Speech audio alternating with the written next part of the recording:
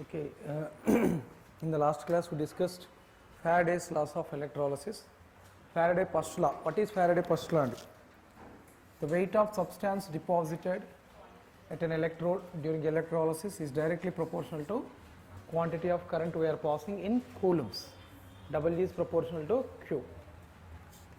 Or we can write Q as A into P. If you remove the proportionality, we will get a constant that is called as electrochemical equivalent. That is called electrochemical equivalent. It depends on nature of substance. It depends on nature of substance. Okay, it is nothing but weight of substance deposited. It is the weight of substance deposited by passing how much current? 1 coulomb of current. It is the weight of substance deposited by passing 1 coulomb of current. Okay. Next we discussed if Q is given, how to calculate weight of substance deposited.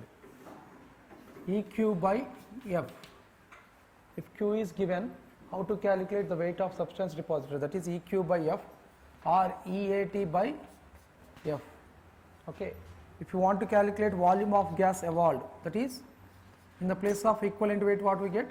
Equivalent volume. So VEQ by F. Okay, or VEAT by F. Otherwise we can calculate by using this equation also. W1 by W2 is equal to Q1 by Q2. Or if you take volumes, V1 by V2 is equal to Q1 by Q2. Right? This is Faraday first law. What is the equivalent volume of H2 gas? 11.2 liters under STP conditions. For chlorine gas, 11.2 liters, and for oxygen gas it is 5.6 liters. Next one, what about Faraday's second law? The ratio of weights of substance deposited by passing same current through different electrolyte solutions which are connected in series. What about the ratio of weights? The ratio of weights are in the ratio of their equivalent weights. If you take volumes, that is in the ratio of their equivalent volumes. One is given in weight, another one is in volume, and what we get? And this here we have to substitute equivalent weight, here we have to substitute equivalent volume. Right? This is Faraday's second law. Next one, we discussed molar conductance and resistance. And what is the formula for resistance? R is equal to rho into L by A. Rho is called as specific resistance or resistivity. What is the unit for rho? Ohm centimeter. In CGS units, that is ohm centimeters. In SI units, ohm meter. Okay. Next, conductance, and C is equal to 1 by R, that is 1 by rho. 1 by rho is called K into A by L. K is called as specific conductance or conductivity. It is the conductance shown by 1 centimeter cube conductor or 1 ml electrolyte solution. 1 centimeter cube conductor or 1 ml electrolyte solution conductance is called specific conductance. The unit for K is ohm inverse centimeter inverse in CGS units, or ohm inverse also called as Simon centimeter inverse, or mho, MHO also we can write. Ohm inverse also we can write as MHO, mho. Right. Next we discuss cell constant. What is cell constant? And the ratio of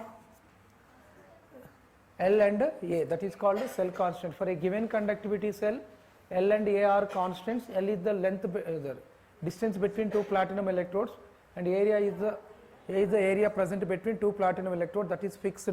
So X is also fixed, that is called cell constant. Unit is centimeter inverse. Okay. And with respect to cell constant, what is the expression for R? R is equal to rho into X. Rho into L by A, that is X. Our conductance means inverse, and 1 by rho. 1 by rho means K we will get, K by X we will get, K by X. Okay. Right. Next one, molar conductance. And what is the formula for molar conductance? Lambda m or mu is equal to K into V in ml. K is specific conductance into V in ml. This VML solution has to contain how much electrolyte? 1 mole of electrolyte. Okay, K into V ml solution, V into N in ml. This V ml solution has to contain 1 mole of electrolyte.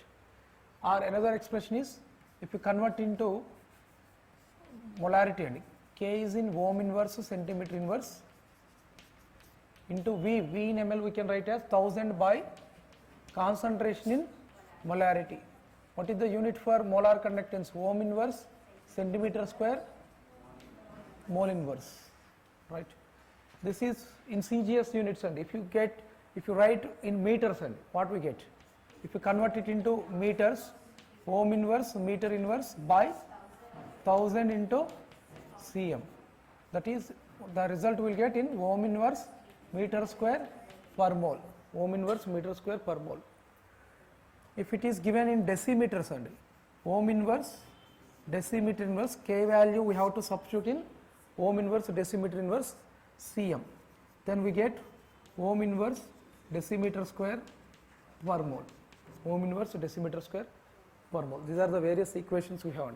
Based on the data given, K value given, you may follow. Okay. For if centimeters given, 1000 will get in the numerator. If meters given, 1000 will get in the denominator. If decimeters are given, we cannot get 1000. Okay, just remember like that. This is molar conductance. And what about equivalent conductance? Similarly, we have 3 formulas for equivalent conductance.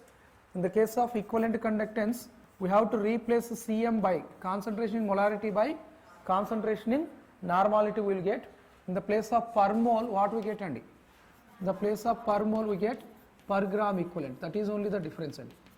Okay, it is the conductance of solution containing 1 gram equivalent of substance, electrolyte. Andy. It is the conductance of solution containing 1 gram equivalent of electrolyte.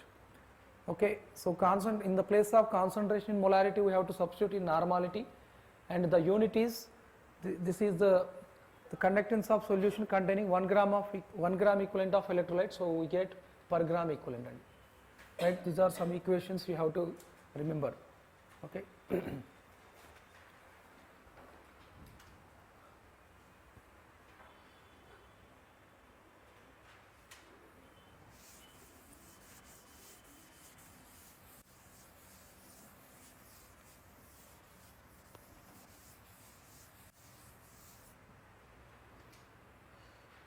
Okay. Next concept, that is relation between molar conductance mu and equivalent conductance lambda. Relation between molar conductance and equivalent conductance. Relation between molar conductance and equivalent conductance.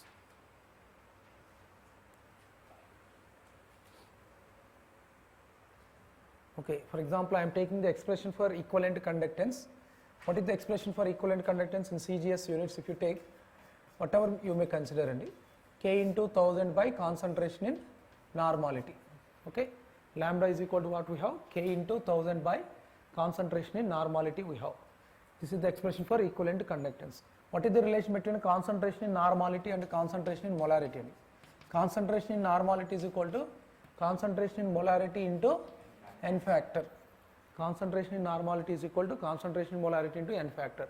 So that if you substitute, lambda is equal to K into 1000 by concentration in molarity into, I am writing like this, 1 by n factor. Okay, concentration in normality is nothing but concentration in molarity into n factor. What is this K into 1000 by concentration in molarity? Molar conductance. So lambda is equal to molar conductance by Nf. Therefore, mu is equal to lambda into n factor. So the relation between molar conductance and equivalent conductance is, the relation between molar conductance and equivalent conductance is molar conductance is equal to equivalent conductance into n factor. N factor for ions is nothing but valency. So here n factor is nothing but what? Valency we have to consider. N factor is nothing but valency we have to take.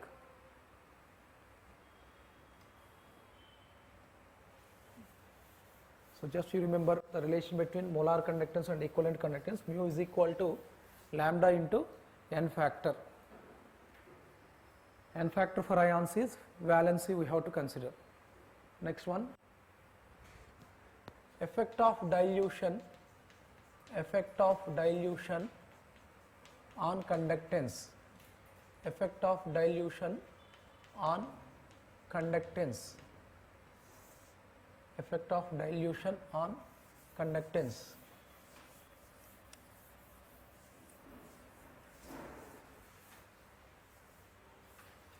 So with the dilution, what happens to conductance? Dilution means nothing but addition of solvent. Okay, dilution means what? Addition of solvent. Okay, here we take solvent water. For example, we are adding water and we are adding water, then what happens to conductance? If you add water, what happens to conductance in the case of strong electrolytes and weak electrolytes? And molar conductance or equivalent conductance. Okay, if you do dilution, both molar conductance and equivalent conductance increases, whether it may be strong electrolyte or weak electrolyte. It may be strong or weak electrolyte. With the dilution, what happens to molar conductance and equivalent conductance? Increases. Why, I will explain. Next, to specific conductance, if you see, but specific conductance decreases with the dilution. Okay, first write that point. With the dilution, both molar conductance and equivalent conductance increases. With the dilution, both molar conductance and equivalent conductance increases for both strong electrolytes and weak electrolytes. With the dilution, both molar conductance and equivalent conductance increases for both strong electrolytes and weak electrolytes, but specific conductance K decreases, with the dilution. Why specific conductance decreases with the dilution? If you see, okay, first I am explaining for strong electrolyte.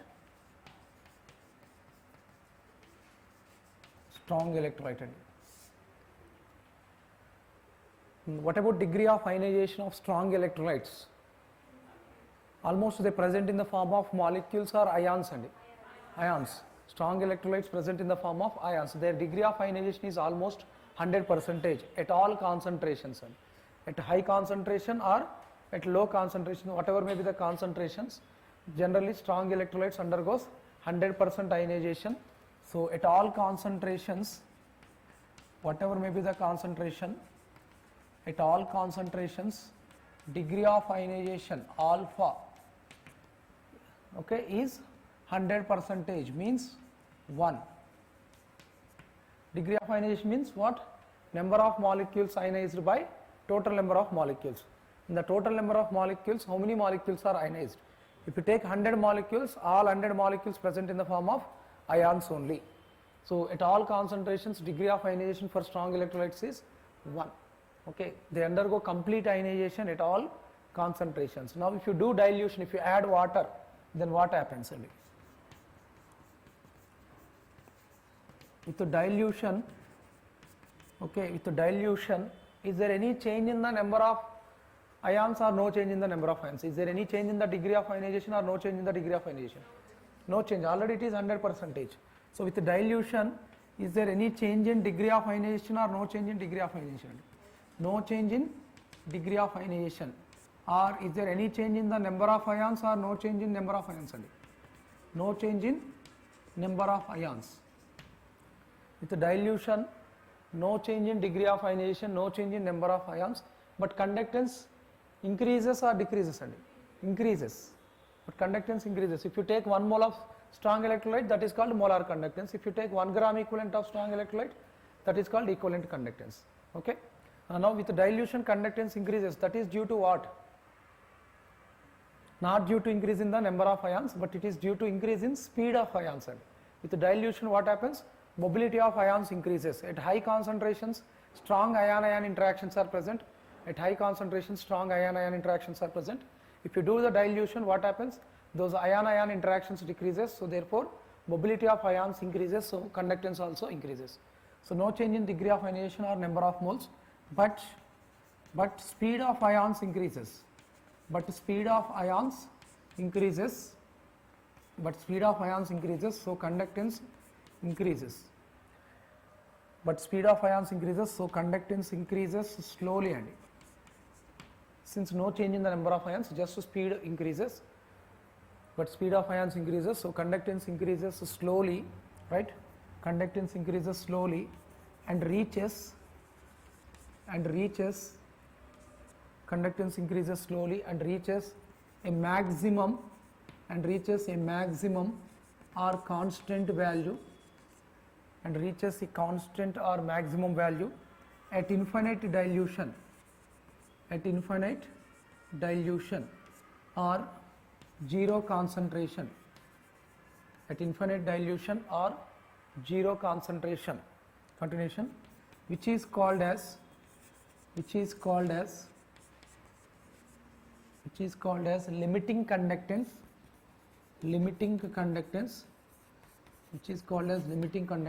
or conductance at infinite dilution, or conductance at zero concentration,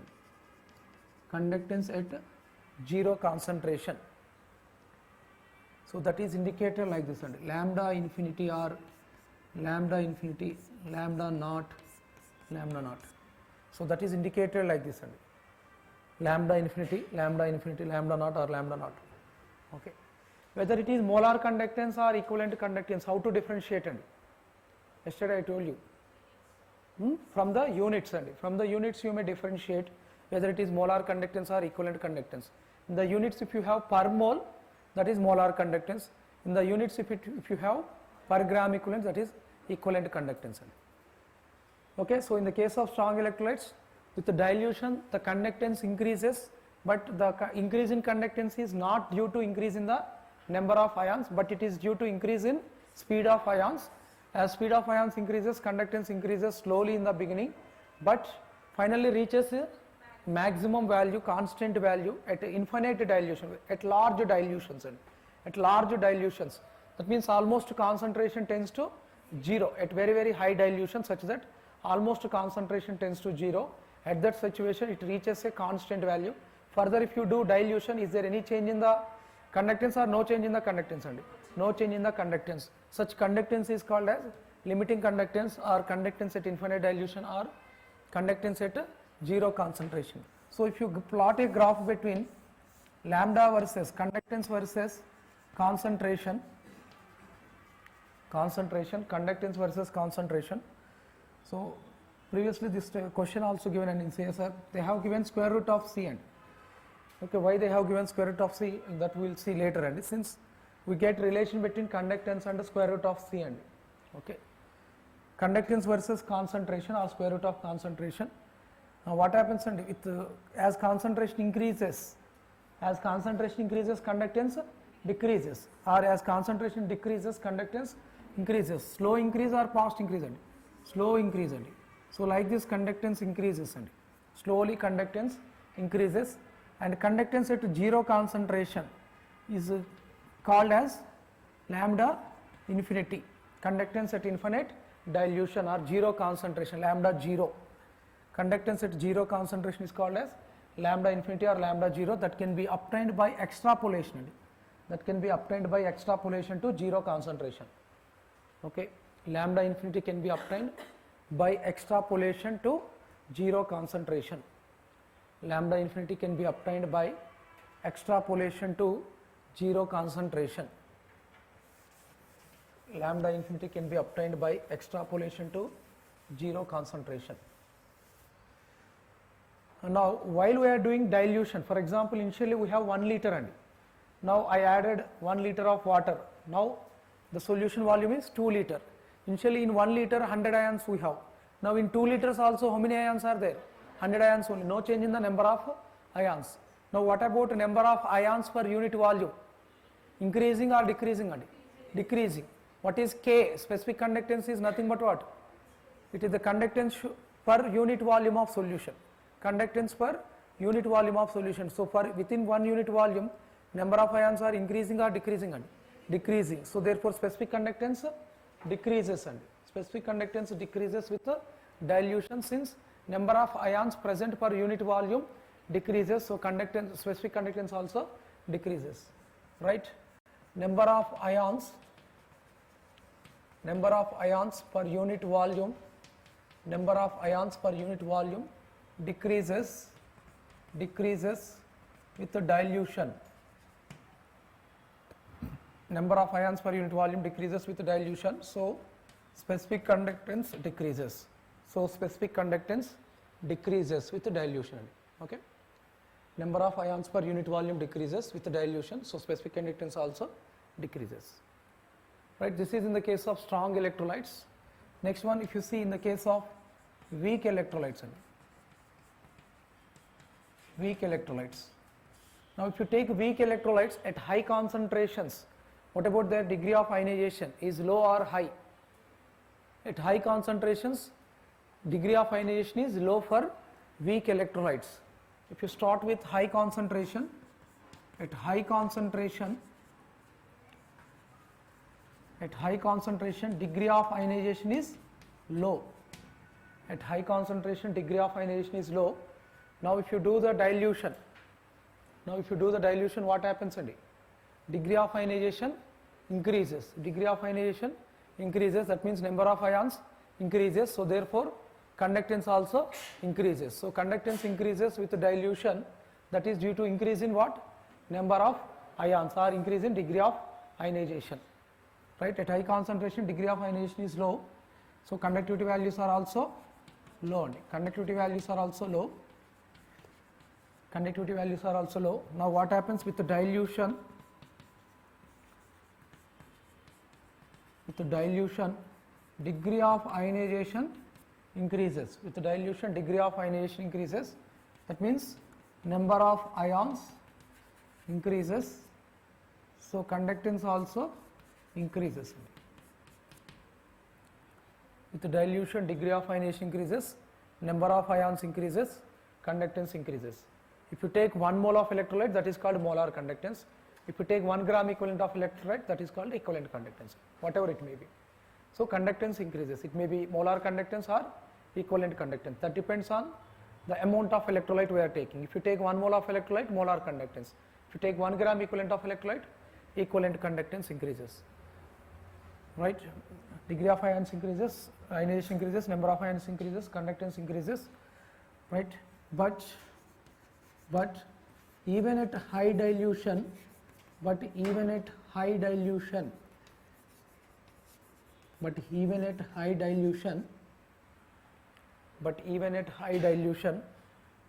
doesn't reach a maximum,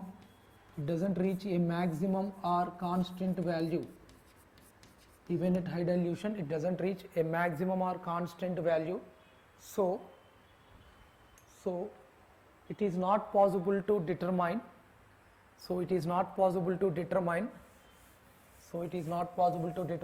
Lambda infinity of weak electrolytes. It is not possible to determine lambda infinity of weak electrolytes experimentally. So it is not possible to determine lambda infinity of weak electrolytes experimentally. Continuation, right? But lambda infinity of weak electrolytes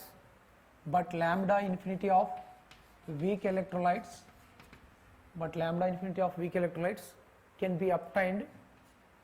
Lambda infinity of weak electrolytes can be obtained based on Kohlrausch law.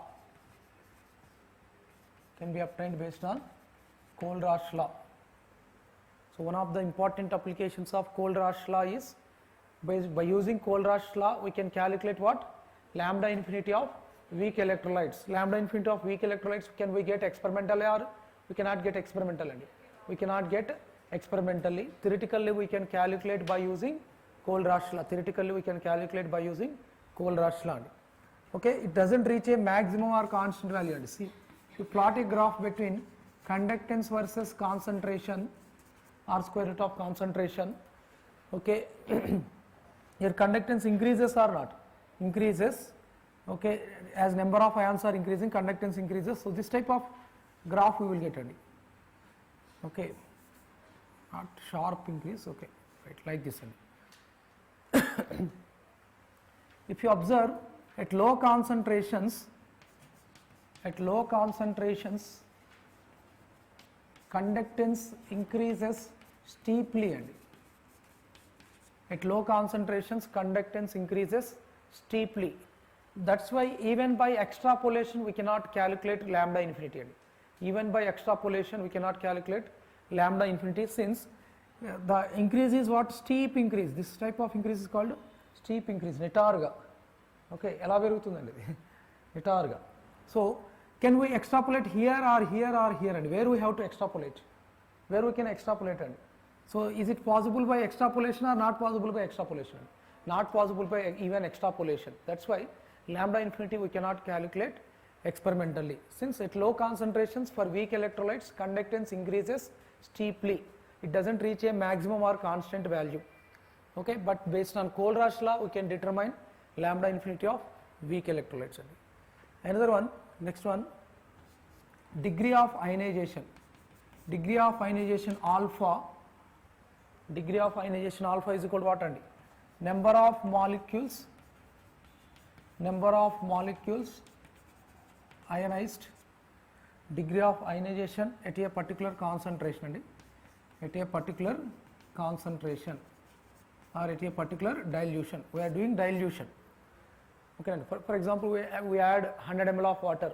At that situation, what is the degree of ionization? Next, after adding 200 ml of water, what is the degree of ionization? We are adding 500 ml of water. What is the degree of ionization? So that means degree of ionization depends on what? Extent of dilution. That depends on what?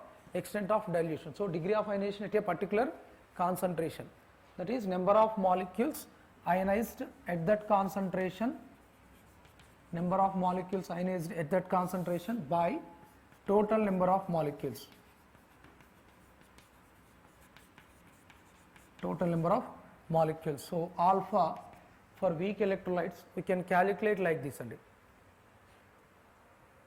okay, if for example we added 500 ml of water, and we added 500 ml of water. Okay, after adding 500 ml of water at that concentration, if more number of molecules ionized, let us consider, if more number of molecules ionized, what about conductance at that concentration? More or not? If more number of molecules are ionized, conductance is also more. That means indirectly the conductance at that concentration, indicates how many molecules ionized or not. Yes, if more number of molecules are ionized, conductance is also high. If less number of molecules ionized, conductance value is also small. So therefore alpha is nothing but the conductance at that concentration. Conductance at that concentration, lambda C. C indicates at that concentration. Conductance at that concentration by, now which one indicates total number of molecules? Conductance at infinite dilution. At infinite dilution all the molecules are ionized or not? Yes, all the molecules are ionized. So which one indicates total number of molecules present? Lambda infinity. So based on this we can calculate degree of ionization of weak electrolytes. So what is the formula for degree of ionization of weak electrolyte? Lambda C by lambda infinity, where lambda C is conductance at that concentration. Lambda infinity is conductance at infinite dilution. This is the conductance at that concentration by conductance at infinite dilution. Once if you know alpha, we can also calculate dissociation constant of weak electrolytes. For example, weak acid, if you take dissociation constant of weak acid, what is the formula? What is the formula for dissociation constant of weak acids? That is C alpha square by 1 minus alpha. This is the formula.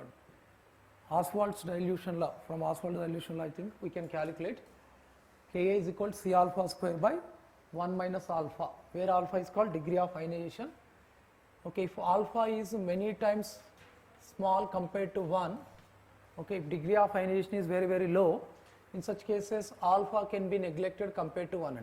Alpha can be neglected compared to 1, then we get Ka is equal to C alpha square. Okay, the denominator becomes equal to 1, so we can write Ka is equal to C alpha square. This is about effect of dilution on conductance. And in both the cases, conductance increases with dilution, but the reason is different. In the case of strong electrolytes, the increase in conductance is not due to increase in number of ions or degree of ionization, but it is due to increase in speed of ions, and finally reaches a maximum value that is called lambda infinity or lambda naught. But in the case of weak electrolytes, the increase in conductance is due to increase in degree of ionization or number of ions, but it reaches a maximum value or doesn't reach a maximum value. Doesn't reach a maximum value. At low concentrations, how conductance is increasing? Steeply. Okay, the conductance increasing steeply, so even by extrapolation we cannot calculate. And what is the expression for degree of ionization? Lambda c by lambda infinity. Once alpha is known to us, we can calculate as a dissociation constant of weak electrolyte by using this formula. Okay, dissociation constant indicates extent of dissociation. Okay, if Ka value is more, extent of dissociation is high. Okay, if Ka value is small, extent of dissociation is also small.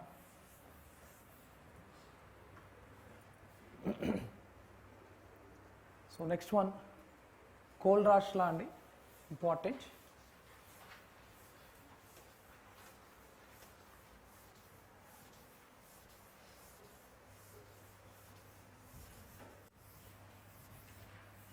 Next one, Kohlrausch law.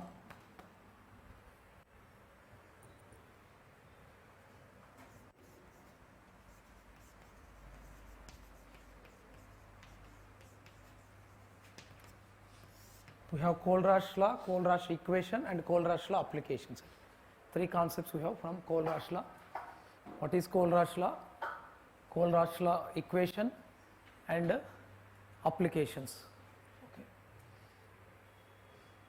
Okay, for example, if you take an electrolyte, okay, we are taking an electrolyte. It may be either strong electrolyte or weak electrolyte. We are taking at infinite dilution. We are taking at infinite dilution such that we are assuming electrolyte undergoes 100% ionization. At that infinite dilution, electrolyte undergoes 100% ionization. And infinite dilution means, what about the distance between the ions? And the distance between the ions is very high. That means interionic interactions are absent. Interionic interactions are absent. No ion-ion interactions. Okay, such situation we are taking. We are taking an electrolyte, as it may be strong electrolyte or weak electrolyte. At infinite dilution we are taking, that means where electrolyte undergoes 100% ionization, or where the interionic interactions are absent. Okay, at that situation, is there any effect of one ion or another ion, or no effect? No effect of one ion or another ion. That means the conductance shown by cation is independent of conductance shown by anion. The conductance shown by anion is independent of conductance shown by cation. Okay, therefore, the total conductance of solution is given as simply sum of the conductances of cation and anion. That is Kohlrausch law. Okay, each ion makes a definite contribution towards total conductance irrespective of the other ion present. Okay, this ion contribution depends on this ion or not, doesn't depend on this ion. No, doesn't depend. This ion contribution doesn't depend on this ion. Cation contribution doesn't depend on anion. Anion contribution doesn't depend on cation towards total conductance. So that is called as Kohlrausch law. Okay, write the definition. Consider an electrolyte. Consider an electrolyte, in the bracket strong electrolyte or weak electrolyte. Consider an electrolyte, strong electrolyte or weak electrolyte. At infinite dilution,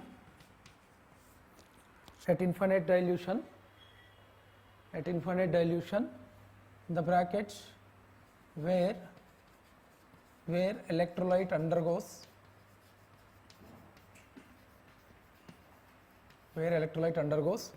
100% ionization, where electrolyte undergoes 100% ionization, or where interionic interactions,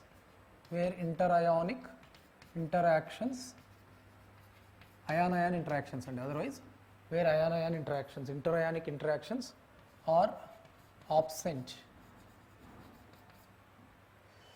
consider an electrolyte at infinite dilution where electrolyte undergoes complete ionization, or where ion-ion interactions are absent, or interionic interactions are absent. Right, continuation. At that situation,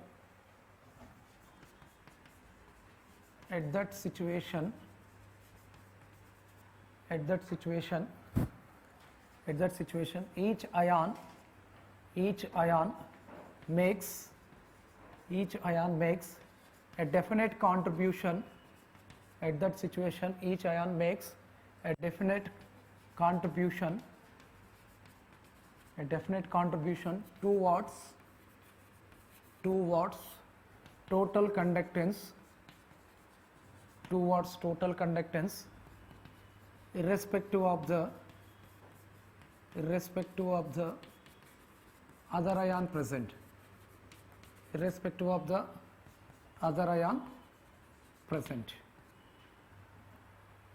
Okay, this is called Kohlrausch law. Okay, the contribution of one ion doesn't depend on other ion, since both are independent of each other. No interionic interactions, no ion-ion interactions. They are separated by long distances, so no intermolecular forces. Okay, now then, right. So according to Kohlrausch law, the equivalent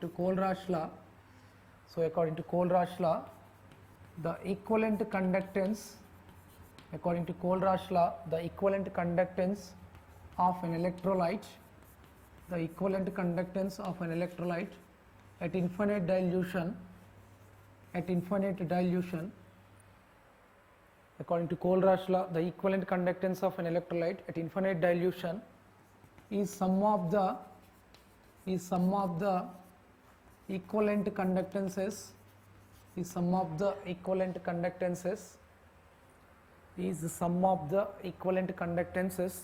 of cation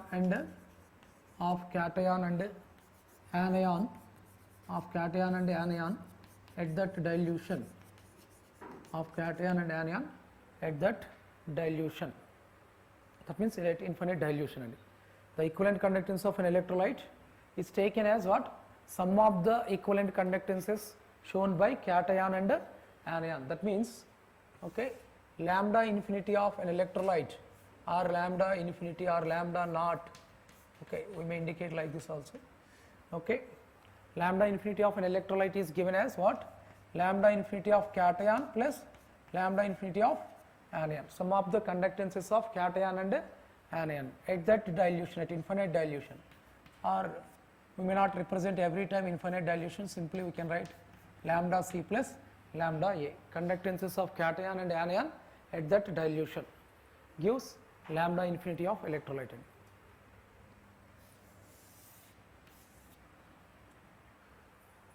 But if you take molar conductance, at infinite dilution is given as mu C Nc plus mu A Na. Molar conductance of cation, molar conductance of anion. Mu C means molar conductance of cation, mu A is molar conductance of anion. But what about Nc and Na? Nc and Na are stoichiometric coefficients of cation and anion. Stoichiometric coefficients of cation and anion. Stoichiometric coefficients of cation and anion are the number of moles of cation and anion obtained during dissociation. Number of moles of cations and anions obtained during dissociation. Number of moles of cations and anions obtained during dissociation. So this is the difference between equivalent conductance and molar conductance. And while we are following equivalent conductance, number of moles are not required. But while we are following molar conductance, we have to concentrate on number of moles of cations and anions obtained. Okay, that is the difference between molarity and normality. And while we are following normality, whether balanced equation is required or not required, number of moles are not required. But while we are following molarity, number of moles are not required. Here also like that. Okay, for example, lambda infinity of NaCl, we can give like as sum of the conductances of cation and anion, lambda Na plus lambda Cl minus. Okay. For example, here the conductance shown by sodium, okay, is 50 units, and let us consider chlorine 40 units. For example, conductance shown by sodium is 50 units, by chlorine is 40 units. Now for example, I am taking like this lambda infinity of KCl, then what we get, lambda K plus lambda Cl minus. Okay, now what is the contribution of chlorine again? Whether the conductance shown by chlorine depends on other ion or independent of other ion? Independent of other ion, whether it may be sodium, lithium or potassium, whatever it may be, it again shows same conductance. The contribution of chlorine is again 40 units only towards total conductance. Okay. For example, potassium conductance, let us consider 45 units. Let us consider 45 units. Now I am taking like this, and lambda infinity of KBr, that can be written as lambda K plus lambda Br minus. Okay, if you take equivalent conductance. And what is the contribution of K plus now? 45 units. So the contribution of K plus, whether it depends on other ion or independent of other ion? Independent of other ion, whether it may be chloride or bromide or iodide or fluoride, whatever it may be, its contribution is always 45 units only. This is Kohlrausch law. Okay.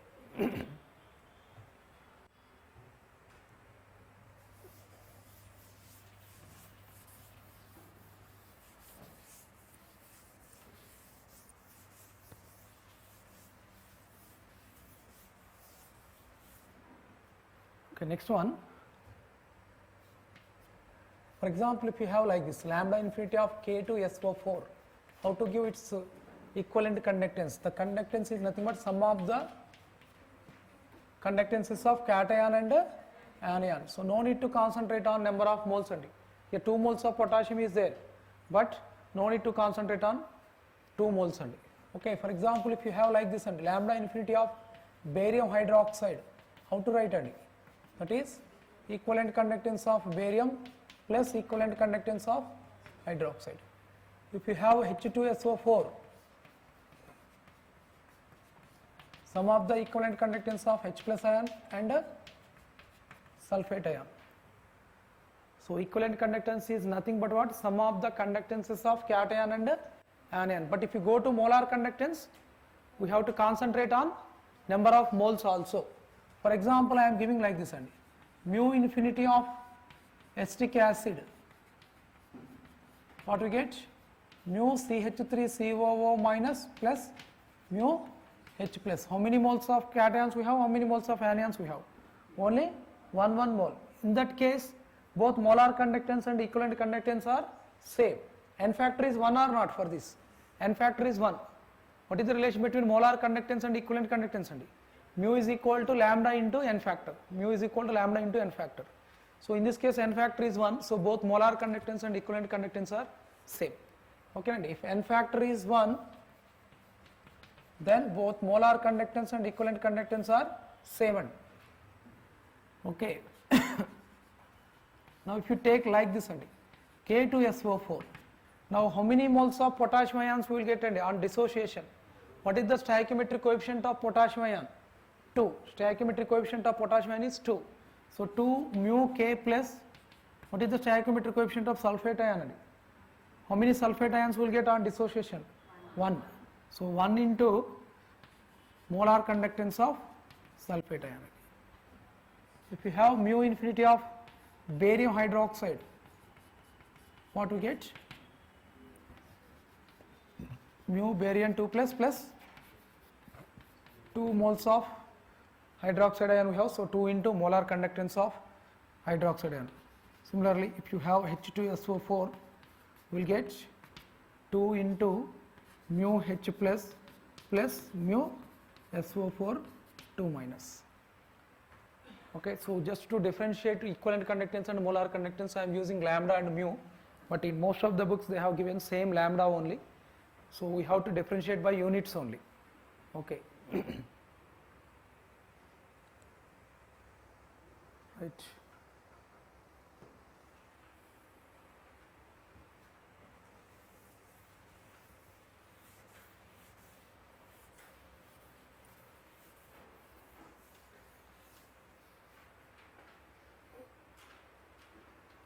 Okay, so equivalent conductance at infinite dilution is independent of other ion present, but it depends on nature of solvent and potential gradient we are applying. Equivalent conductance or conductance at infinite dilution. Conductance at infinite dilution depends on nature of solvent, independent of other ion, but it depends on what? Nature of solvent. Previously potassium shown 45 units in water, for example. In other solvent it may show some other value. Okay, so that depends on the viscosity of the solvent. Viscosity is nothing but resistance to flow, some frictional force that exists. Because of that frictional force, the mobility of ion may be changed. Okay, so conductance at infinite dilution depends on nature of solvent and potential gradient applied.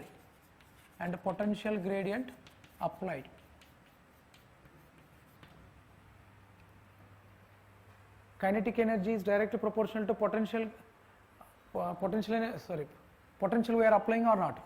In atomic structure we discussed kinetic energy is equal to Q into V.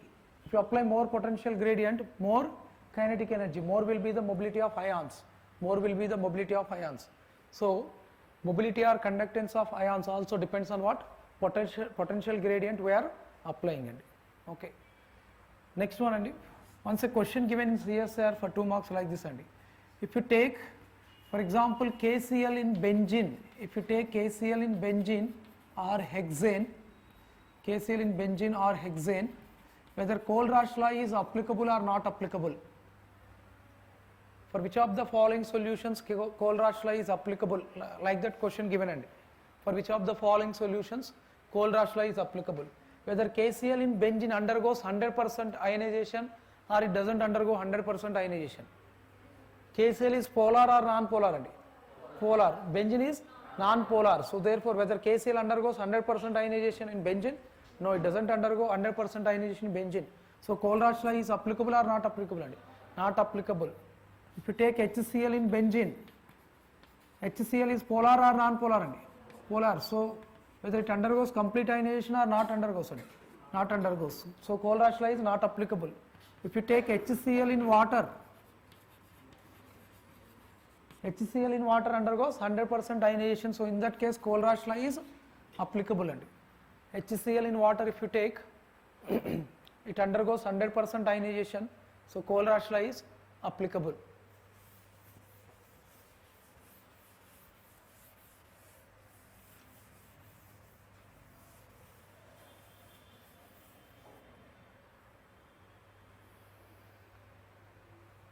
Okay. Next one, Kohlrausch equation. Kohlrausch equation.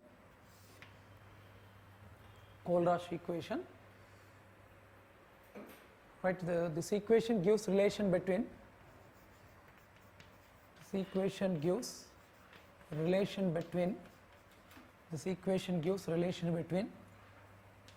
molar conductance of strong electrolyte and concentration of electrolyte. This equation gives relation between what? Molar conductance of strong electrolyte and concentration of electrolyte. So Kohlrausch given an empirical relation between these two. This is the relation we have. Lambda m is equal to lambda m naught minus k root c. Lambda m is equal to lambda m naught minus k root c. Previously questions given in CSR from Kohlrausch law, from almost all concepts given questions.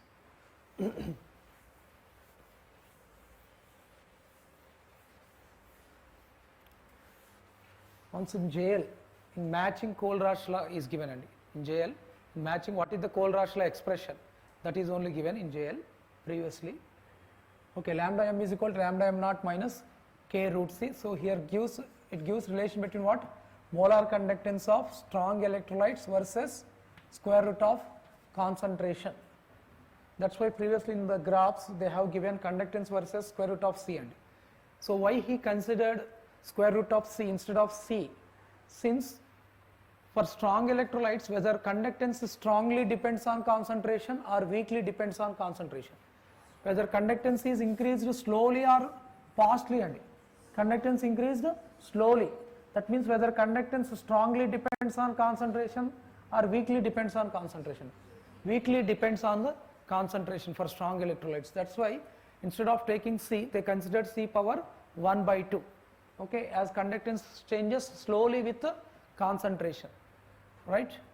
Conductance for strong electrolytes, conductance for strong electrolytes weakly depends on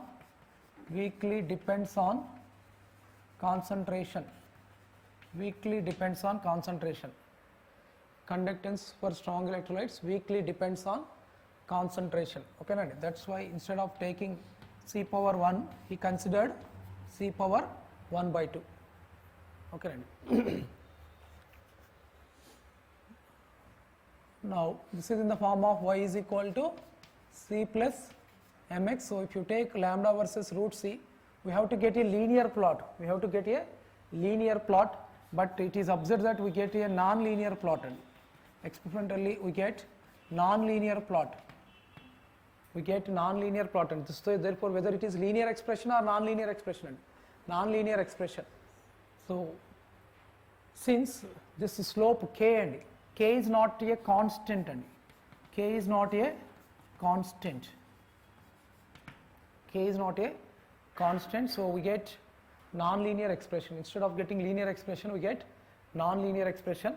K is not a constant, and this k depends on nature of electrolyte.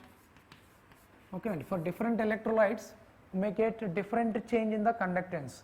For different electrolytes we may get different change in the conductance. So k value depends on nature of electrolyte and stoichiometry of the electrolyte.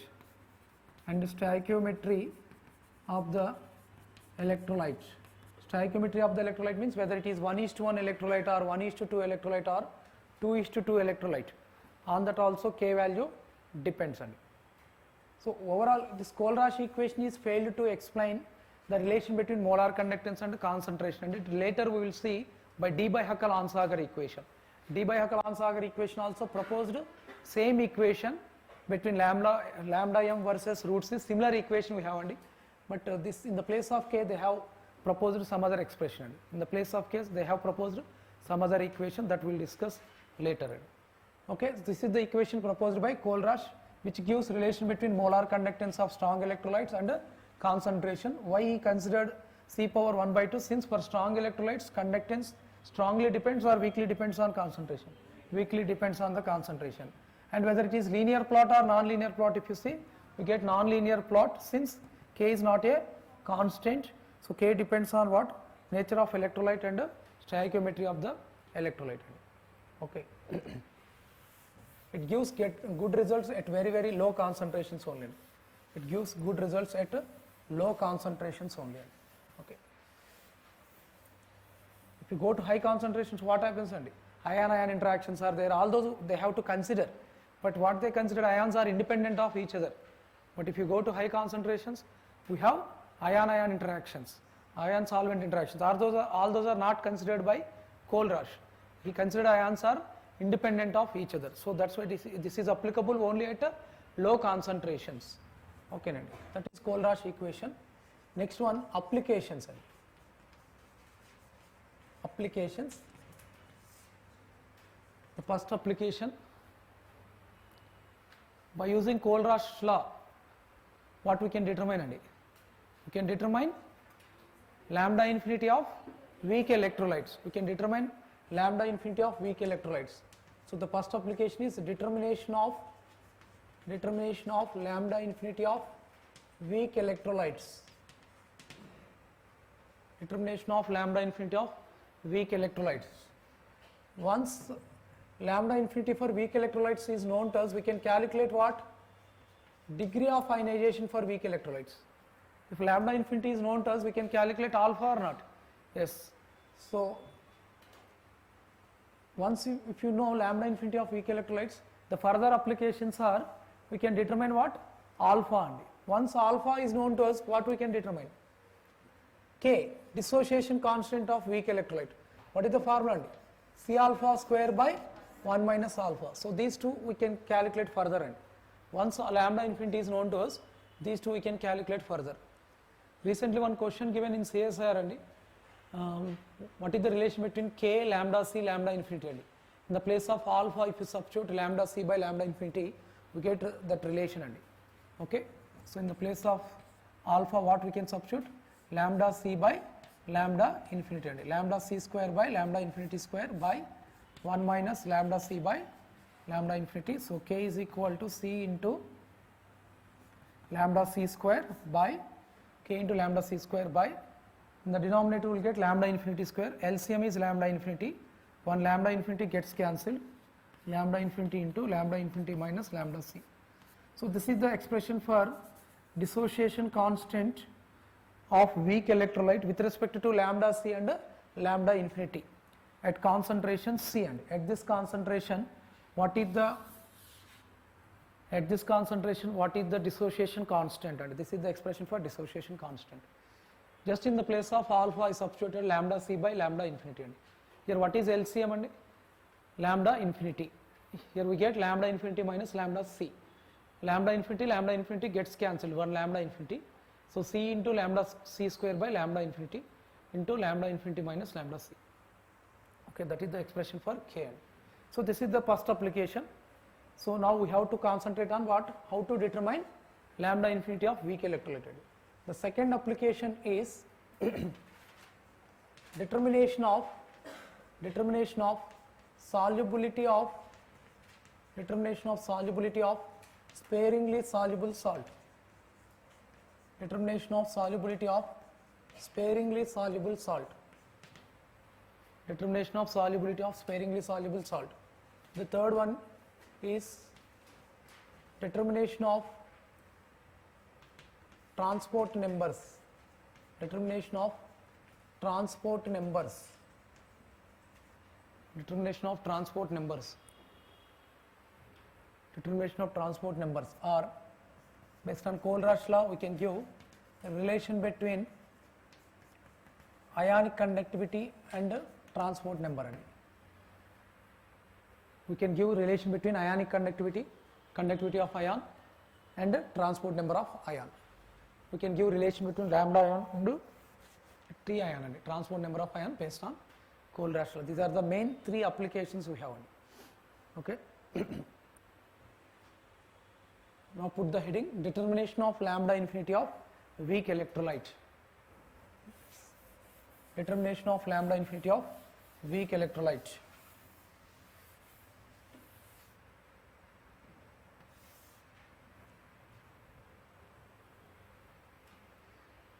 Second one, determination of solubility of sparingly soluble salt. Third one, determination of transport numbers, or relation between lambda ion and transport number of ion.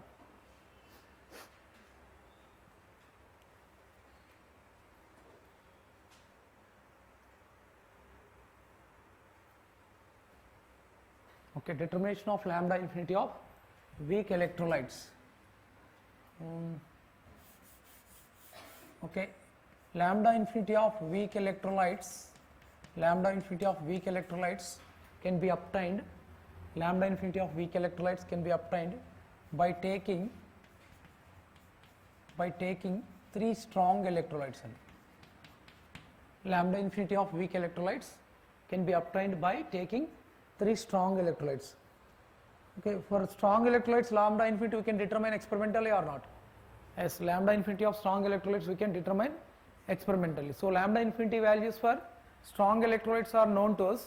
By using them, we can calculate lambda infinity of weak electrolytes based on Kohlrausch law. For example, I want to calculate lambda infinity of acetic acid.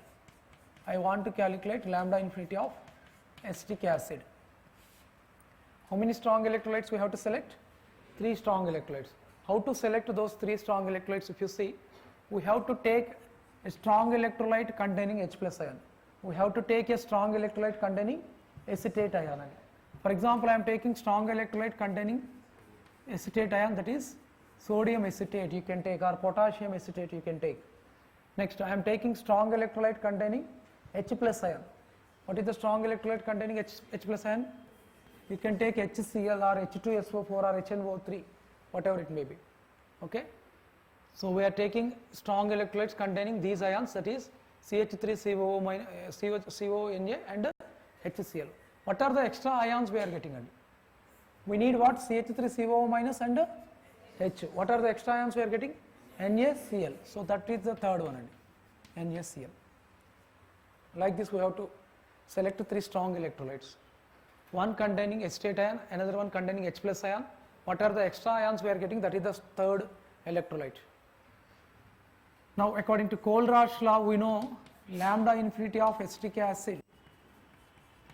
How to write lambda infinity of acetic acid? The sum of the conductances of cation and anion, right? Similarly, how to write lambda infinity of sodium acetate? Similarly, you write lambda infinity of sodium acetate, lambda infinity of HCl, lambda infinity of NaCl. Similarly, you write it.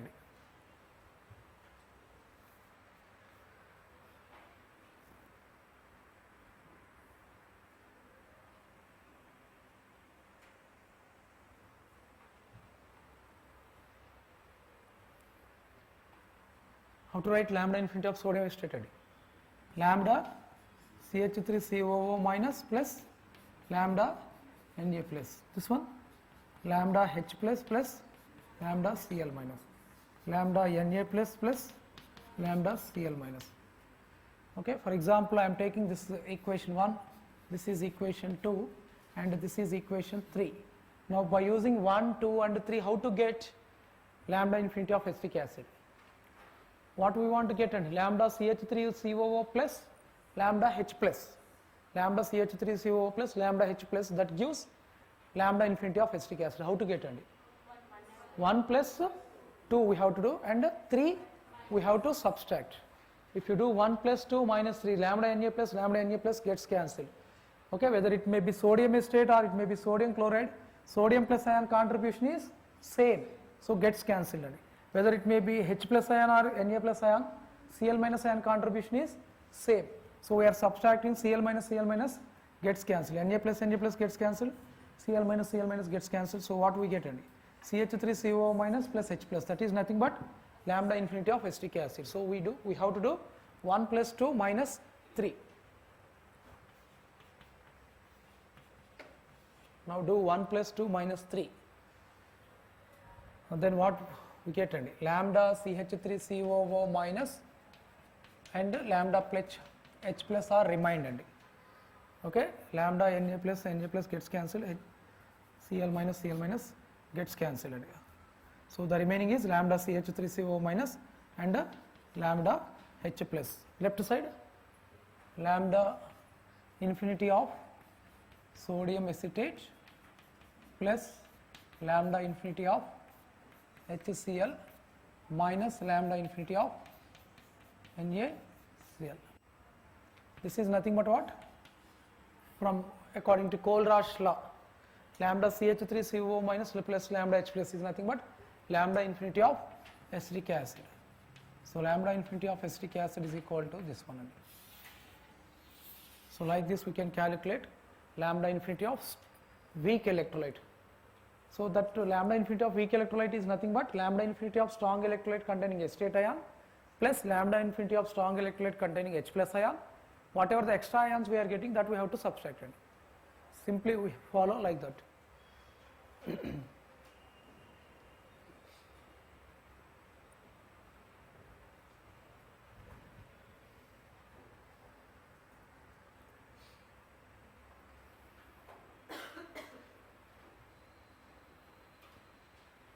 For example, I want to calculate lambda infinity of acetic acid. Okay, for example, I want to calculate lambda infinity of acetic acid. The three strong electrolytes I am giving like this: potassium acetate, Okay, potassium acetate I am giving. Next, H2SO4. What is the third one we have to take? KSO4, K2SO4, right? Right. Now write what is lambda infinity of acetic acid. Lambda infinity of acetic acid is nothing but lambda infinity of electrolyte containing acetate ion. What is the electrolyte containing acetate ion? Potassium acetate plus lambda infinity of electrolyte containing H plus ions. Electrolyte containing H plus ions, that is H2SO4 minus extra what we are getting, potassium and sulfate we are getting. So lambda infinity of K2SO4. So while we are calculating molar conductance, no need to concentrate on number of moles. Okay, no need to concentrate on number of moles. Directly you may write it like that. Okay.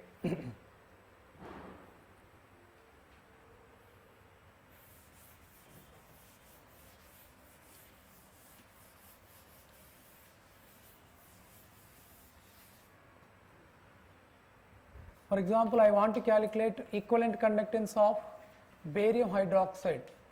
I want to calculate equivalent conductance of barium hydroxide. I am giving barium chloride, potassium hydroxide. So what is the next one? Barium hydroxide. What are the extra we are getting? KCl, potassium chloride. Then how to calculate lambda infinity of barium hydroxide? Next one, lambda infinity of barium sulfate. I want to calculate. I am giving barium chloride, sodium sulfate,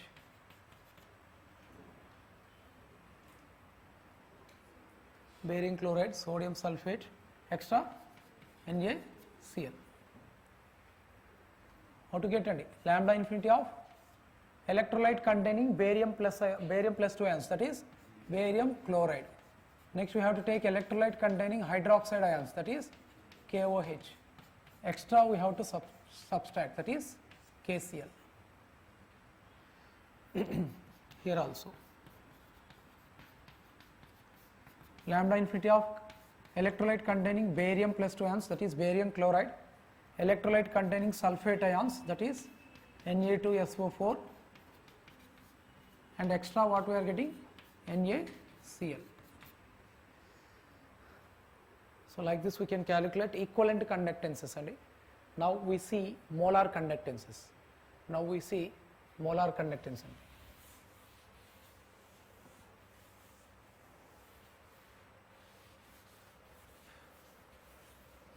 So once you calculate equivalent conductance like this, you may calculate molar conductance by using the relation between molar conductance and equivalent conductance. What is the relation we have?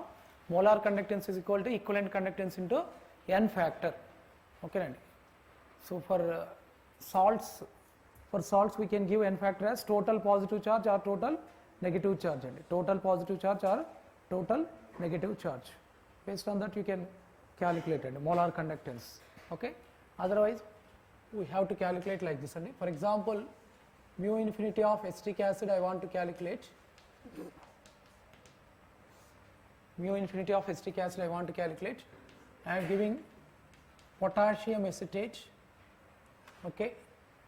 Next HNO3. Tarvata KNO3. For acetic acid, okay, all these are given 1:1 electrolytes or not? Charge valency is 1 only. In this case what we get, both molar conductance and equivalent conductance we get same. In this case we get same. Okay, mu infinity of acetic acid is equal to molar conductance. Now molar conductance we are calculating.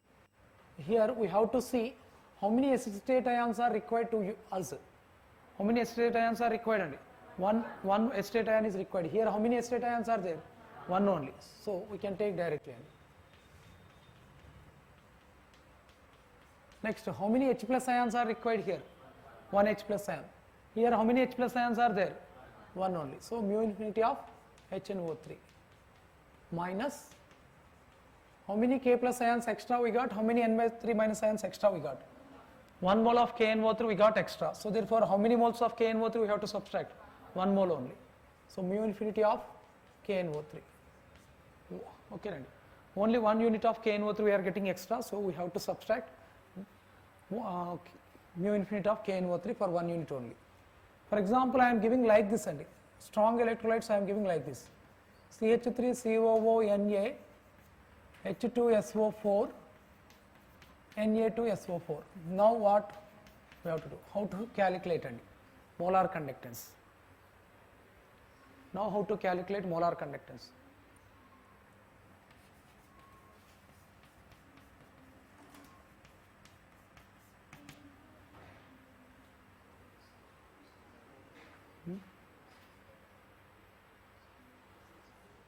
How many state ions are required? 1. Here how many state ions are there? 1. So therefore, only 1 mole we have to take, consider. Next, here how many H plus ions are required? 1 H plus ion, but here 2 H plus ions are there. Therefore, we have to take half of molar conductance of H2SO4 and 1 by 2 mu infinity of H2SO4. Since we need molar conductance of 1 H plus ion, but here 2 H plus ions are there, so we have to take off and minus how many Na plus ions we are getting extra? 1 Na plus ion we are getting extra, of sulfate ion, half mole of sulfate we are getting extra. So how many moles of Na2SO4 we have to subtract? Half mole of Na2SO4 we have to subtract. Half mole of Na2SO4 means how many moles of Na plus and 1 mole of Na plus. So 1 mole of Na plus, 1 mole of Na plus gets cancelled. Here half mole of sulfate we have. Here also half mole of sulfate we have. Half mole of sulfate gets cancelled. Okay, right. So they may give these 3 values. They may ask you to calculate molar conductance. So we can calculate like this. Okay. Similarly, mu infinity of barium hydroxide and I am giving same barium chloride, sodium hydroxide, sodium chloride. Barium chloride, sodium hydroxide, sodium chloride. Cheppandi. Mu infinity of barium hydroxide is equal to mu infinity of barium chloride, next plus 2 into mu infinity of NaOH. Here we need how many OH minus ions and 2 OH minus ions, but here we have only 1 OH minus ion. So 2 into mu infinity of NaOH. Next, how many chloride ions we are getting extra? 2 chloride ions. How many sodium ions we are getting extra? 2 sodium ions we are getting extra. So therefore, we have to subtract 2 moles of sodium chloride. Right. Mu infinity of barium chloride. Lastly, so I am giving barium chloride, potassium sulfate, potassium chloride.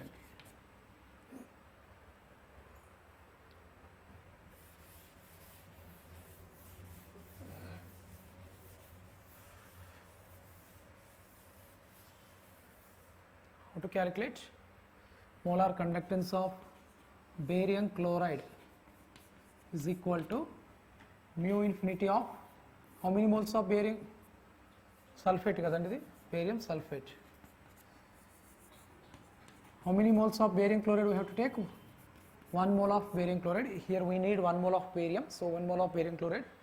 How many moles of sulfate we have to take? 1 mole of sulfate only. 1 mole of sulfate only. Here we need 1 mole of sulfate. Here also 1 mole of sulfate is there. How many moles of KCl we have to subtract? 2 moles. 2 moles of chlorides extra we are getting, 2 moles of potassium ions we are getting. So therefore, minus 2 into mu infinity of KCl. Right. Otherwise, you may calculate equivalent conductance into n factor. For barium sulfate, what is n factor? 2. For barium sulfate, n factor is 2. If you do like that also, we can get mu is equal to lambda into Z. Mu is equal to lambda into Z or n factor. Okay, n factor for barium sulfate is 2. Barium hydroxide also 2. Acetic acid only 1. Okay. Once a question given in CSIR for 4 marks, like this andi. They ask to calculate molar conductance of formic acid andi. They ask to calculate molar conductance of formic acid. This is the data given andi. HCOO, Na, HCl, okay, HCOO, Na, HCl, what are the extra we are getting andi? NaCl we are getting extra, but they have not given NaCl andi. Instead of giving NaCl, they have given like this, Na2SO4, okay, KCl, Na2SO4, KCl, K2SO4. Okay, mu infinity values of these five are given. These 5 strong electrolytes are given. Mu infinity of those 5 strong electrolytes given. They ask you to calculate mu infinity of formic acid. Okay, so how to calculate and mu infinity of formic acid? We have to consider what? Mu infinity of electrolyte containing HCOO minus, that is HCOO Na. Only 1 mole is there. Next, mu infinity of HCl, H plus ion and HCl minus, what about extra and NaCl. But NaCl is given directly or not given directly? Not given directly. So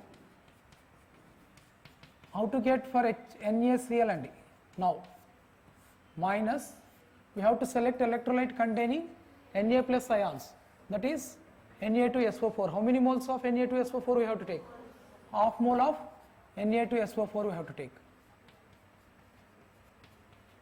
We need only 1 mole of Na plus ions, but here 2 Na plus ions we have, so half mole of Na2SO4. Next, Cl minus, that is KCl. How many moles of KCl? 1 mole of KCl minus extra what we are getting?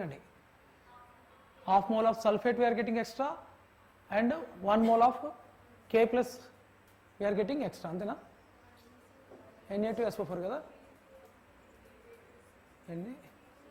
extra em vachindi NaCl kada, ante K2SO4 ante kadandi, half mole of K2SO4, right? Half mole of sulfate gets cancelled, 1 mole of K plus, 1 mole of K plus gets cancelled. So like this we can calculate. So instead of giving directly mu infinity of NaCl, they have given like this and this type of question given. Once in CSR for 4 marks. Okay, this type of questions also given 2 times and in CSR. Recently also given and 1 question. Right, like this we can calculate lambda infinity or mu infinity of weak electrolytes. This is the first application only.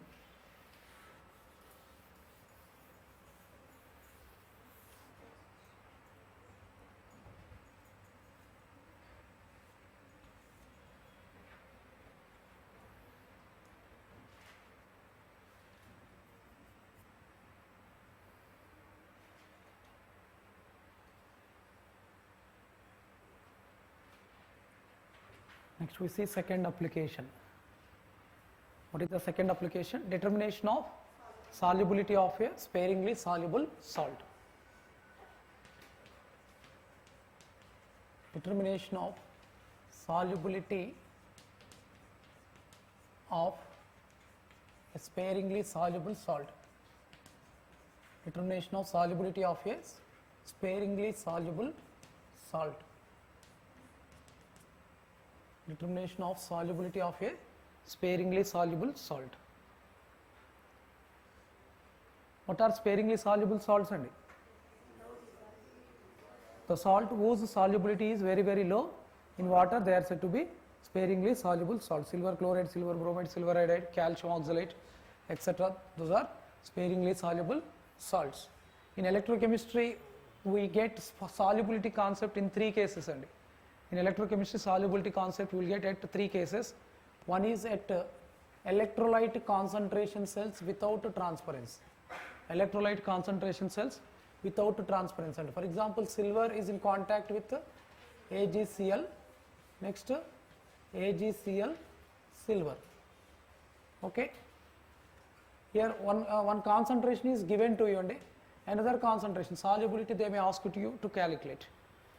What is the formula? This is an example for electrolyte concentration cell without transference. What is the formula? 0.059 by n log C2 by C1 we have. 0.059 by n log C2 by C1 we have.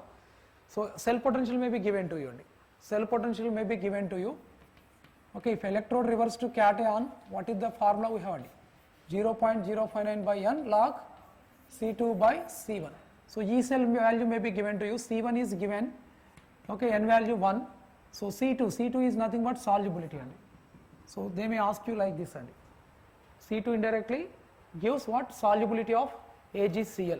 If they ask to calculate solubility product, Ksp is equal to S square. Ksp is equal to S square. This is one first case.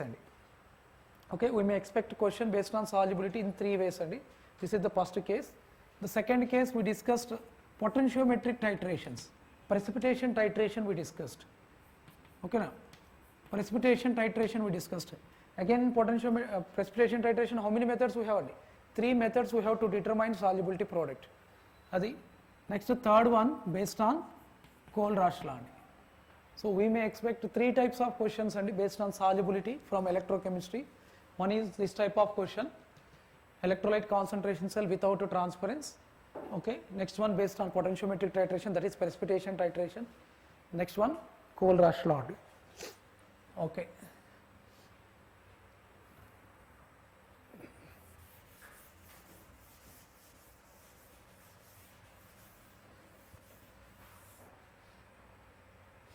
Okay, the examples for sparingly soluble salts are silver chloride, silver bromides, okay, silver iodide, etc. Okay. Now, I am taking for example AgCl. I want to calculate solubility of AgCl. I want to calculate solubility of AgCl. So, it is a sparingly soluble salt. For example, if you add 100 AgCl molecules, very small number of AgCl molecules may be soluble, all the remaining will be precipitated. For example, 95 are precipitated, 95 AgCl molecules are precipitated. Let us consider the remaining 5 AgCl are soluble. So whatever AgCl molecules soluble, those exist in the form of molecules or ions and ions, since it is very dilute solution. It is very dilute solution. In this solution, only 5 Ag plus and only 5 AgCl molecules are there. In this solution, only 5 AgCl molecules are there in saturated solution. That's why all the AgCl molecules present in the form of ions only. All the AgCl molecules present in the form of ions only. Now, if you measure its conductivity and if you measure its conductivity, it is taken as conductivity at infinite dilution. It is taken as conductivity at infinite dilution. Since okay, it is very dilute solution. As it is very dilute solution, its conductance is taken as conductance at infinite dilution. Next one, we have the formula for equivalent conductance. And what is the formula for equivalent conductance we have? If you take ohm inverse, centimeter inverse into 1000 by concentration in normality. K is equal to lambda is equal to K into 1000 by concentration in normality. If you take in meter inverse, we will get this 1000 in the denominator. If you take in decimeter inverse, we cannot get this 1000. So still some other possibilities we have, that also we will discuss. So if you take in CGS units, we will get like this. What is the unit and for conductance, equivalent conductance? Ohm inverse centimeter square per gram equivalent. Ohm inverse centimeter square per gram equivalent. Okay. Here we are taking AgCl and in the case of AgCl, there exists an equilibrium between what? AgCl solid, precipitate and ions present in the saturated solution. There exists an equilibrium like this. Let us consider solubility of AgCl. Solubility of AgCl is S. Then, okay, S gram equivalents per liter and normality kabatti S gram equivalents per liter. If you take molarity, we may write S moles per liter. Okay, So here 1 mole of AgCl gives 1 mole of Ag plus 1 mole of Cl minus. Okay, Nandi? So S we will get, S we will get. Okay.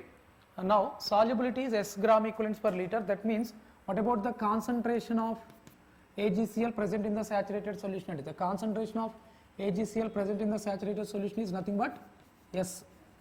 If you consider solubility as S, that solubility indirectly indicates what, Andi? Concentration. Okay, Andi? So concentration is nothing but S gram equivalents per liter. Andi? So if you substitute here, we get lambda is taken as what? Lambda infinity. Why we are taking lambda as the lambda infinity? And since it is very dilute solution, as it is very dilute solution and all the molecules present in the form of ions only, 100% ionization is there, that's why lambda is considered as lambda infinity. So if you apply all these modifications in this equation, let us consider this is equation 1. So we get from 1 lambda infinity is equal to K into ohm inverse centimeter inverse into 1000 by S, right. We want to calculate what? S and so S is equal to K in ohm inverse centimeter inverse into 1000 by lambda infinity. What is the unit for lambda? And the unit for lambda is ohm inverse centimeter square gram equivalent inverse. Lambda infinity we have to substitute in ohm inverse centimeter square gram equivalent. Then S we will get in which units? And concentration normality kadandi, that is gram equivalents per liter. S we will get in gram equivalents per liter. This is the formula for solubility of sparingly soluble salt.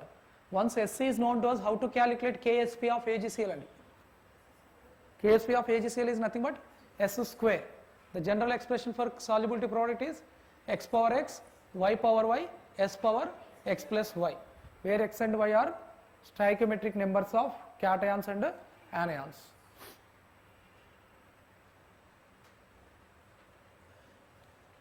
This is the formula, K into 1000 by lambda infinity. Simply you remember from this equation only, and okay, these two are exchanged, and these two are exchanged. Here we will get solubility, here we will get lambda infinity. Here we will get solubility, here we will get lambda infinity. Just we are replacing lambda by lambda infinity since it is very, very dilute solution and the electrolyte undergoes 100% ionization. Sometimes they are asking, okay, they are giving options in grams per liter. And okay, number of gram equivalents is equal to what we have, and weight by equivalent weight. Number of gram equivalents is equal to weight by equivalent weight. So to get in weights, we have to multiply number of gram equivalents by what? Equivalent weight. Okay, and if you multiply number of gram equivalents by equivalent weight, then we get in grams. And so this can be converted into grams per liter by multiplying with equivalent weight. And so S is equal to K ohm inverse centimeter inverse into 1000 by lambda infinity ohm inverse centimeter square gram equivalent inverse into equivalent weight. And E is equivalent weight. Then now we get in which units? And grams per liter. If you multiply with equivalent weight, then we will get in grams or not? Yes, gram equivalents are converted to grams. Gram equivalents are converted to grams. And so grams per liter. Total 12 equations we have for solubility. And okay, 12 equations we have for solubility. So these are the 2 equations, 1, 2. Next remaining 10 equations I will give.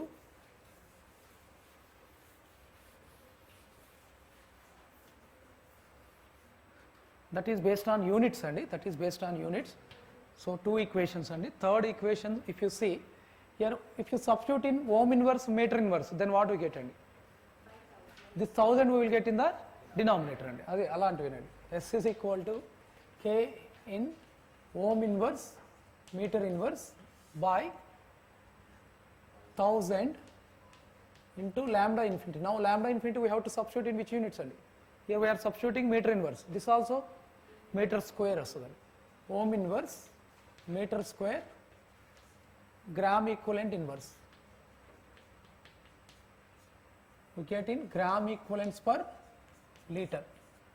We get in gram equivalents per liter. See, we are writing in ohm inverse, meter inverse, and that 1000 we will get in the denominator.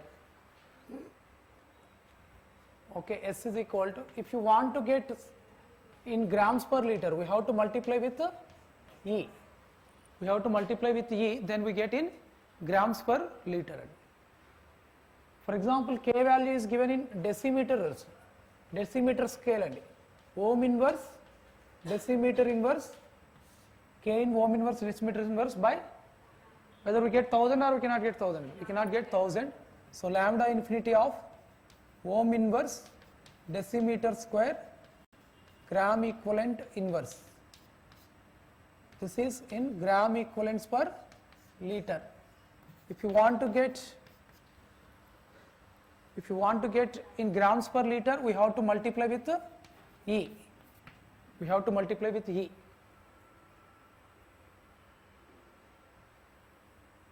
Any 6 equations vachinayi with respect to normality.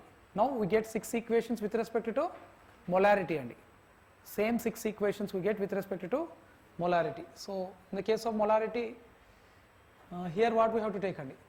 Ohm inverse centimeter square per mole we have to take. We have to take per mole. Here we get moles per liter.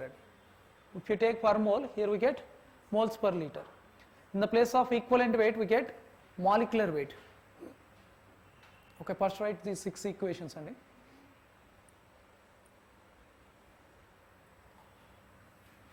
The next 6 equations are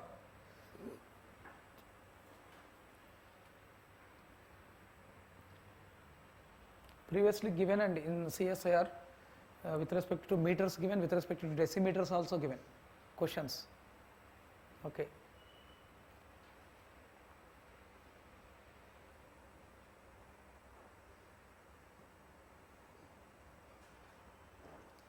ఎందుకంటే ఇది intermediate బుక్లో కూడా ఉన్నదండి unit conversions అండి. So కాబట్టి JL వాళ్ళు కూడా చదవాల్సిందే. Even in the intermediate level they have mentioned all these unit conversions. Okay,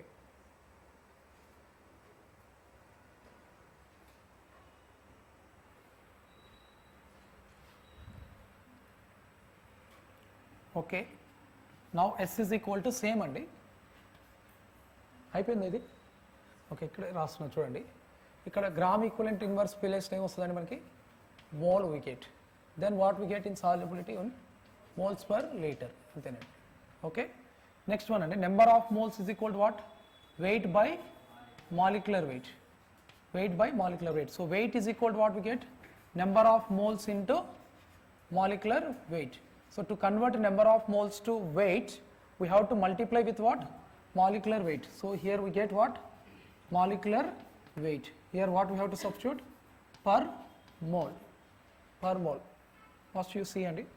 Next here in the place of gram equivalent what we get? Per mole. Per mole andi. Okay. Next in the place of gram equivalent what we get? Moles we will get. In the place of equivalent weight what we get? Molecular weight. Here moles we get. In the place of equivalent weight we get molecular weight. Right.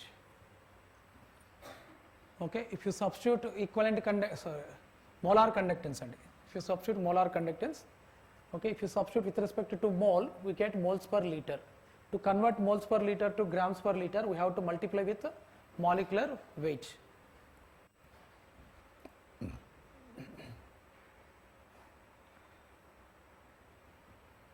Just in the place of equivalent weight we get molecular weight. Okay, and lambda infinity we have to substitute in per mole. Okay, and in the place of gram equivalents per liter we get moles per liter. And these are the 3 modifications. And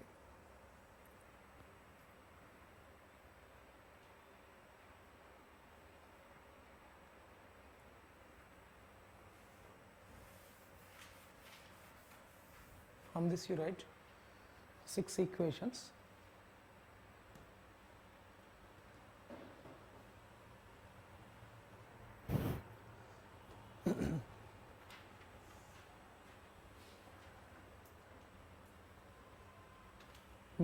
mainly you remember this equation అండి, mainly you remember this equation. Centimeter scale లో 1000 will get in the numerator, meter scale will get 1000 in the denominator, and decimeter scale we cannot get 1000. And to give in moles per liters or to convert into moles per liters to grams per liter, we have to multiply with molecular weight. To convert gram equivalents per liter to grams per liter, we have to multiply with the equivalent weight.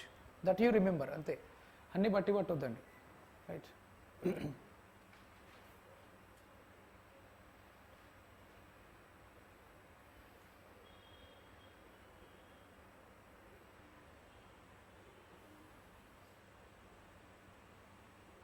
ఈ ఒక్కడే గుర్తుంటే మిగతా అన్నీ వచ్చేస్తాయండి ఆటోమేటిక్గా, ఓకేనా.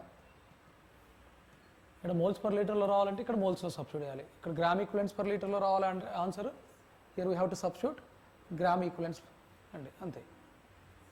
Centimetre square పైన 1000, metre square కింద 1000, డెసిమీటర్ స్క్వేర్లో నో 1000, రైట్.